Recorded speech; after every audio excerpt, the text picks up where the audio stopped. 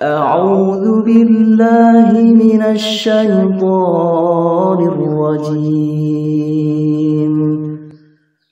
بسم الله الرحمن الرحيم Assalamualaikum warahmatullahi wabarakatuh. Saudaraku rahimakumullah, meski bacaan Fatihahnya sudah lancar, baik dan benar, tapi jika syarat yang satu ini tidak dilakukan, maka bacaannya tidak dianggap sah. Dan jika bacaannya tidak sah, maka sholatnya pun ikut tidak sah. Syarat apa yang dimaksud? Mari simak penjelasannya dalam video kami berikut ini. Semoga bisa memberi manfaat untuk kita semuanya. Amin ya rabbal alamin. Hati-hati saat baca Fatihah di dalam sholat, karena ternyata membaca Fatihah dalam sholat tak cukup hanya baik dan benar saja dalam membacanya. Ada syarat lain yang harus dipenuhi, yakni harus memenuhi syarat yang disebut qori atau pembaca. Sebagian umat muslim kita lihat, ada yang ketika membaca Fatihah, ia hanya menggerakkan bibirnya saja, tanpa keluar suara. Sebagian yang lain bahkan ada yang hanya terdiam dan cukup membaca Fatihahnya di dalam hati.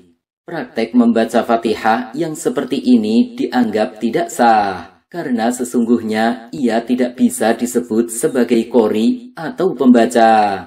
Syekh Abdurrahman Al-Jaziri dalam Al-Fiqh ala Madzahibil Arba'ah menyebutkan, 3 imam madhab telah sepakat bahwa jika ia tidak memperdengarkan bacaannya pada diri sendiri, maka ia tidak dihitung sebagai qori atau pembaca. Penting diketahui bahwa yang dimaksud membaca Fatihah yang menjadi rukunnya sholat adalah membacanya dengan gerakan bibir dan suara, bukan sekedar ucapan hati dan gerak lisan. Inilah cara membaca Fatihah yang dicontohkan Nabi Shallallahu Alaihi Wasallam, seperti yang disaksikan para sahabat beliau. Dari Ma'mar radhiyallahu anhu, ia berkata, aku pernah bertanya kepada Habah, apakah Rasulullah Shallallahu Alaihi Wasallam membaca dalam sholat zuhur dan asar? Ia menjawab, benar. Kami bertanya, bagaimana kalian mengetahui hal itu? Ia menjawab, dengan gerakan janggutnya. Hadis riwayat Bukhari dan lainnya.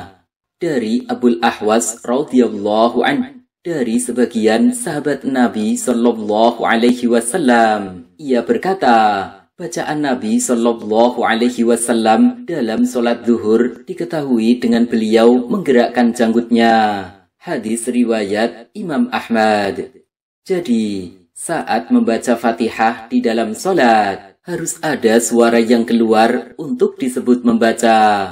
Adapun batas minimal suaranya adalah sekedar bisa didengar oleh telinga sendiri.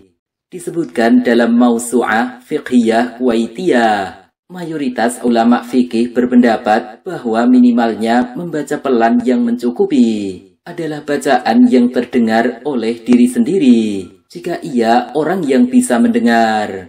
Imam Ghazali dalam Ihya Ulumuddin menjelaskan, qiraah atau bacaan adalah mengatur suara dengan huruf, maka ia harus bersuara minimal didengar oleh diri sendiri. Jika tidak didengar oleh diri sendiri, maka sholatnya tidak sah.